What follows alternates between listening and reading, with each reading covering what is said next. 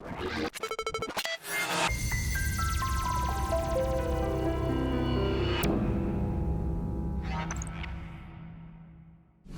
to Market Movers. I'm Jim Urio with Scott Martin. Hi, Jim. Okay, so Friday we have the jobs number. We saw ADP on Wednesday, and it was a decent number. We've been on a hot streak. Is that going to continue? And do things like Iran and China and global risks matter more? Jim, the old famed two-part question. Listen, I believe the labor markets are going to stay on the hot streak. Why? Because other economic data that's out there is supporting, I think, a continued economic expansion in the labor market. However, with respect to some of the geopolitical tensions that are out there, we need strong economic data nowadays to help offset some of the geopolitical risks. But the strong economic data doesn't scare the Fed?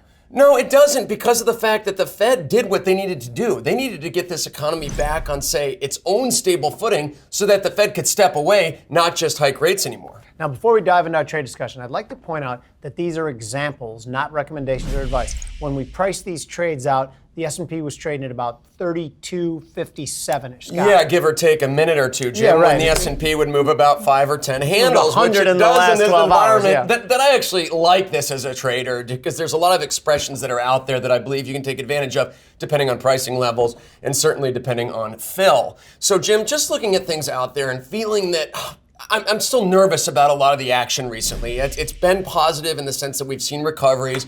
But as an example today, Jim, I think there's something interesting out there I'd like to tell you about, specifically looking at buying a 3250, 3225 put spread in the ES for 6.5 ticks. This trade expires on Wednesday, January 15th. So we get through the non-farm payrolls as well as a couple other days. It risks 325 to make potential 925. The underlying you mentioned, 3258, and just helps me protect some of the longs I have in other markets as, say, the S&P gets volatile here potentially, even if we get a disappointing number on Friday. Thoughts? I actually like it a lot, and you know I'm mostly bullish. I've been mostly bullish for a long time, and I don't want to be a perma bull. It just, to me, it seems like the market's still strong. I wouldn't dare. I like it as a hedge quite a bit. I like it if you want to make the argument that after the Iran kind of thing kind of got settled, that maybe we're priced for perfection. I like it. I'm still a bull, though, so I don't like the direction of it as much. So I'm looking at the March micros. I'm buying at 32.54 with a target of 33.04 and a stop place below 32.24. That 33.04 was picked on purpose because I think if we get within spitting distance of that 3,300,